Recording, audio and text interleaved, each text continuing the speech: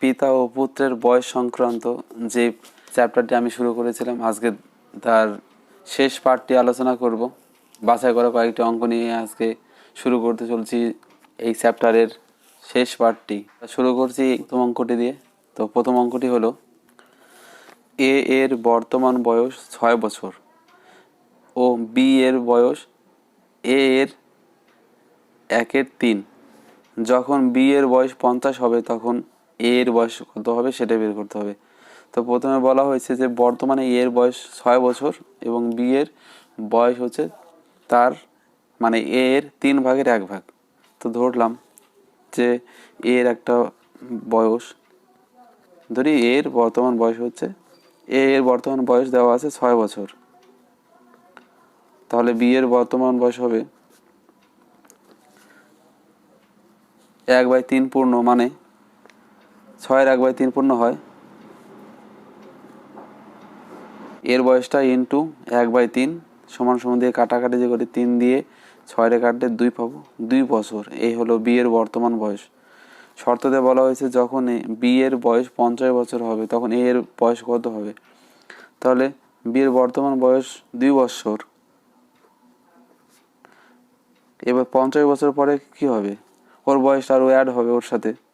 তাহলে বি এর বয়স 50 বছর, বি এর বয়স 50 বছর হবে তখন এর বয়স কত হবে। তাহলে বি এর বয়স 50 হতে বর্তমানে 2 বছর হয়, তাহলে 50 হতে আরও 48 বছর দরকার হবে, তাহলে 48। তার মানে এই 50 বছর হবে 48 বছর পরে। তাহলে এ এর বয়স তখন কত হবে সেইটা বের করতে বলেছে। তো বি এর যদি বর্তমান বয়স 6 বছর হয়, তাহলে বি এর যেহেতু বর্তমান থেকে 48 বছর পরে 50 বছর হবে, মানে 48 বছর বাড়বে, তাহলে এরও তো সেম একই স্টেজে থেকে বর্তমানে এর 6 বছর হলে 48 বছরও বাড়বে ওরও। তাহলে 48 আর 6 যোগ করলে হলো 54 বছর। তাহলে তখন এর বয়স হবে 54 বছর। ডিফারেন্ট কিন্তু ওই 4 বছর প্রথমে যেটা ছিল, এর 6 বছর, বি এর 2 বছর, এই 6 থেকে 2 বিয়ে করলে 4, দুজনের কিন্তু বর্তমানের বয়সের যে ডিফারেন্টটা সে যতদিন যাবে সেই 4 ডিফারেন্ট থাকবে। তো হলো এই প্রশ্নের উত্তরটা। তো নেক্সট প্রশ্নটা নিয়ে আসছি। 2 নম্বর প্রশ্নটাতে বলা হয়েছে 3 ব্যক্তির বর্তমান বয়সের সমষ্টি 171 বছর। 8 বছর আগে তাদের বয়সের অনুপাত ছিল 8:7:6, তবে কনিষ্ঠতম ব্যক্তির বয়স কত। এখানে 3 জন ব্যক্তির বয়সের সমষ্টি 171 বছর, 3 জনের বয়সের সমষ্টি। আচ্ছা, তাহলে 8 বছর আগে তাদের বয়সের অনুপাত কত। তো সমষ্টি দেওয়া আছে হলো, সেটাকে লিখি 171 বছর। 8 বছর আগে তাদের মোট বয়স ছিল, 8 বছর আগে তাদের মোট বয়স হবে, তো 8 বছর আগে ওদের বয়সটা 3 জনের যদি হয় 3-8-24, বর্তমানের সমষ্টি থেকে কম হবে, তাহলে 8 বছর আগে হবে 171 থেকে 24 বছর কমবে, যেহেতু 8 বছর আগে কথা বলা হয়েছে 3 জনের 8 বছর 8 বছর 8 বছর করে কমলে, তো এটাতে বিয়োগ করলে দাঁড়াবে হচ্ছে 147 বছর 3 জনের বয়সের সমষ্টি থাকবে। এবার সেই সময় 3 জনের বয়সের অনুপাত থাকবে 8:7:6। বলা হয়েছে কনিষ্ঠতম, মানে যার অনুপাত 6 তার বয়স কত। তো তার বয়স বাড়ি করতে গেলে তো ধরলাম 8 বছর আগে 3 জনের বয়সের সমষ্টি, একজনের ছিল 8, অনুপাত দেওয়া আছে, আর হচ্ছে অ্যাড করলাম এক্স, অ্যাড করলাম ধরলাম 8x, একজনের বয়স ছিল, আরেকজনের ছিল 7x, ছোটো যে তার ছিল 6x। এই অনুপাত মানে এই বয়সটা যোগ করে 147 দেখানো হয়েছে। এবারে 3টা যদি যোগ করি, 8 আর 7 15, আর 6 যোগ করলে 21x সমান সমান 147। এক্সটা রাখবো 147/21, এটাতে কাটলে 7 হবে, সুতরাং এক্স সমান সমান 7। তাহলে এক্সের ভ্যালু বের হলো 7। তাহলে এখানে বলা হয়েছে তবে কনিষ্ঠতম ব্যক্তির বয়স কত। এখানে আমি কনিষ্ঠতম বলতে যার অনুপাত 6 তার কথা বলা হয়েছে। তো আমি এখানে ধরলাম 8 বছর আগে ছোটজন যে তার বয়স ছিল 6x, তাহলে 6x-এর আমি অনুপাত ধরলাম। তো 8 বছর আগে তার মোট বয়স বের করতে গেলে এক্সের মানটা বসাবো, 6-7-42। এটা হলো 8 বছর আগে ওই ছোটো যে ছিল তার বয়স। এবার বর্তমান মানে 8 বছর পরে বর্তমানে তাহলে ছোটো জনের বয়স হবে 8 বছর আগে 42 থাকলে 8 বছর পর মানে বর্তমানে 8 বছর আর যোগ হবে, তো 42 আর যোগ করলে 50 হয়। এ হলো বর্তমানে ছোট যে অর্থাৎ কনিষ্ঠতম ব্যক্তি, তার বয়স হলো 50 বছর। এ হলো 2 নম্বর প্রশ্নের উত্তর। এবার 3 নম্বর প্রশ্নটা আসি। এ এর বর্তমান বয়স 4 বছর, বি এর বয়স এ এর অর্ধেক, মানে বর্তমানে এর বয়স 4 বছর, বি এর বয়স তার অর্ধেক মানে 2 বছর। যখন এ এর বয়স 100 বছর হবে তখন বি এর বয়স কত হবে? তো সিম্পল,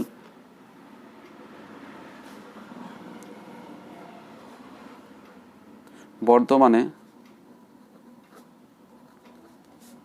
এ এর বয়স হচ্ছে 4, তাহলে বি এর ওর অর্ধেক মানে অর্ধেক দিয়ে যদি গুণ করি, 4কে 2 দিয়ে গুণ কাটলে 2 হয়, তাহলে 2 বছর। বলা হয়েছে যখন এ এর বয়স 100 বছর হবে, তো এর বয়স যখন 4, বর্তমানে 4 বছর, 100 বছর হতে ওর আর কয় বছর লাগবে?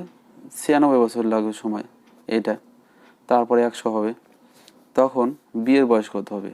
তো বি এর বর্তমান বয়স 2, তাহলে এ এর বর্তমান বয়স 4 বছর যদি হয়, তাহলে 96 বছর পর ওর 100 বছর হবে। তাহলে বি এর বয়স এখন 2 বছর, তাহলে ওরও 96 বছর বয়স বাড়বে। তাহলে 96, তো বর্তমানে 96 2 98 বছর হবে বি এর, যখন এ এর বয়স 100 বছর হবে। এরপরে 4 নম্বর অঙ্কটাতে নিয়ে আসি। পিতার 10 বছর আগে তার মেয়ের জন্মের সময় 35 বছর ছিল, বর্তমানে তাদের বয়সের সমষ্টি 55 বছর, বর্তমানে তাদের বয়সের অনুপাত কত? মানে পিতার 10 বছর আগে তার মেয়ের জন্মের সময় 35 বছর ছিল, তো 10 বছর আগে হলো পিতার বয়স ছিল 35, মেয়ে তখন জন্ম হয়, তখন বয়স হয়নি, তো 0 ছিল। তারপর বলেছে বর্তমানে তাদের বয়সের সমষ্টি 55 বছর, মানে পিতা ও মেয়ের বর্তমান বয়স দুইটা যোগ করে হয় 55 বছর। তার মানে যে 10 বছর আগে 35 হয়, তো পিতার বর্তমানে বয়স হচ্ছে 35 + 10, যেহেতু 10 বছর আগের কথা বলেছে, বর্তমানে মানে 10 বছর আগের সাথে 10 বছর যোগ হবে। 35-এ 10 বছর আগে ছিল, আর এখন 10 বাড়লো, তো 45। এবং মেয়ের 10 বছর পরে, এখন বর্তমানে আগে 10 বছর আগে 0 ছিল, বর্তমান কথা বললে এখন 10 বছর হয়েছে, তো মেয়ের বয়স হলো 10 বছর। বলা হয়েছে দুইজনের বয়সের সমষ্টি 55, তো 45 আর 10 যোগ করলে 55 হয়। বর্তমানে তাদের বয়সের অনুপাত কত? তো সিম্পল অনুপাত,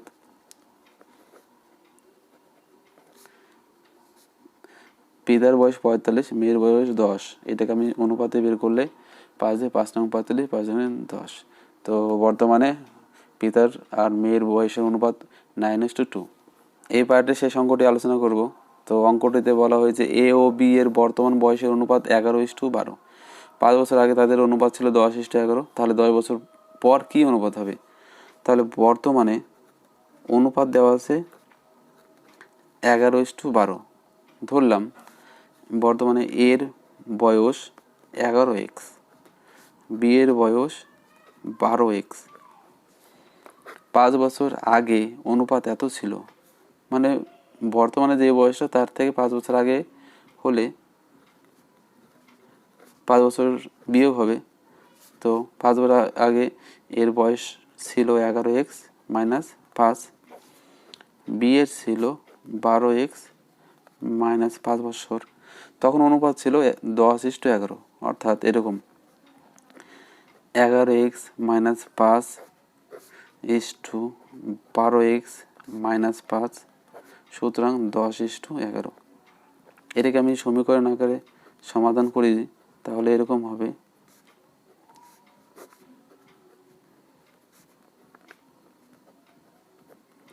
কোনাকুনি বজ্র গুণন করব, 11 গুণ করলে 121x - 5 এবং 55, 10 দিয়ে 12xকে গুণ করলে 120x, 5 10 50।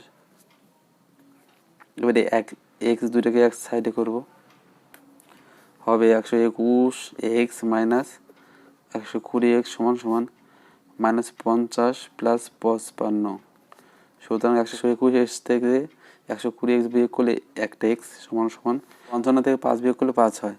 তো x এর মান হলো 5, সুতরাং 5 11 55। বি এর 12x, x এর মান 5 বছর, 5 এবং 60। তাহলে এ এর বর্তমান বয়স 55 বছর, বি এর বর্তমান বয়স 60 বছর। বলেছে 10 বছর পর কী অনুপাত হবে, মানে a:b এর 10 বছর পরে বর্তমানে 55 বছর আছে, 10 বছর বাড়বে, b এর 60 আছে, 10 বছর বাড়বে। তো 55 আর 10 যোগ করলে হয় 65, 60 আর 10 যোগ করলে হয় 70। এটাকে যদি অনুপাতে করি 5 দিয়ে 5 13 65, 5 14 70, তাহলে 10 বছর পর এ এবং বি এর বয়সের অনুপাত হবে 13:14।